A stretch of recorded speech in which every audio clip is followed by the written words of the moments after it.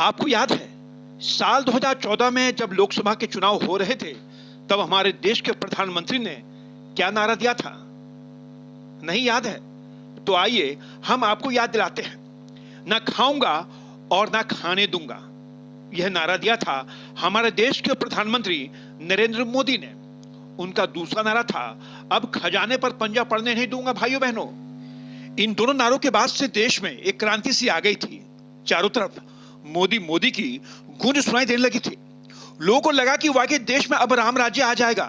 अयोध्या में राम जन्मभूमि पर प्रभु श्री राम जी का भव्य मंदिर बन जाने के बाद तो लोगों का शक दूर हो गया था। लेकिन विडंबना देखिए, मोदी जी के चेतों ने तो भगवान श्री राम जी के दान पात्र को भी नहीं बख्शा। भगवान श्री राम जी के दान पात्र में से अरबों रुपए की लूट, लेकिन सब चुप। भगवान श्री राम जी की मूर्ति स्थापना में पूजा अर्चना करने वाले हमारे देश के प्रधानमंत्री मोदी जी भी चुप, क्योंकि लूट उनके चेतों की सरपरस्ती में हुई है। योगी सरकार ने चुनाव की सुगबुगाहट को देखते हुए एसआईटी की जांच का हवाला देकर एक छोटी सी फुलझड़ी जला दी है। अभी तक की जांच में किसी की गिरफ्तारी नहीं हुई। मंदिर के ट्रस्टी भी अपनी खाल बचाने में लगे हुए हैं। किसी ने इस लूट की जिम्मेदारी नहीं ली है, किसी ने इस्तीफा नहीं दिया है और न ही किसी से इस्तीफा मांगा गया है। सब जानते हैं चोर कौन है, लेकिन बोले कौन? देश की जनता को भी देखिए, उन्हें भी सांप सा सूंघ गया है।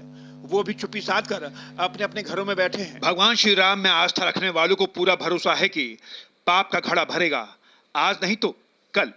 लोग प्रभु श्री राम जी के दर्शन करने के लिए अयोध्या तो पहुंच रहे हैं, लेकिन उन्होंने दान पात्र में अब दान डालना बंद कर दिया है। आपको जानकर ताज्जुब होगा कि अयोध्या के चढ़ावे में 80% की कमी आई है। जहां प्रतिमाह 7 करोड़ रुपए चढ़ावे में आते थे, तो वहीं अब महज 1.5 करोड़ रुपया चढ़ावे में आया है। इस घटना के बाद से, यानी कि दान पात्र में लूट के बाद से, लोगों का मोह भंग हो चुका है।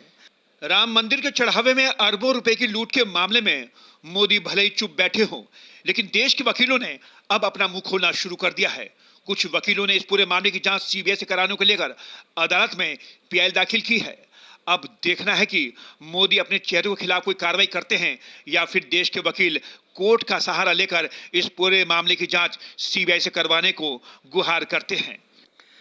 नतीजा चाहे कुछ भी निकले, लेकिन यह तो साबित हो चुका है कि हमारे देश में भ्रष्टाचार की जड़ें इतनी मजबूत हो चुकी हैं कि खुद भगवान भी अगर धरती पर आ जाएं तो भ्रष्टाचार को दूर नहीं कर सकते। न्यूज़ नेट ब्यूरो की रिपोर्ट।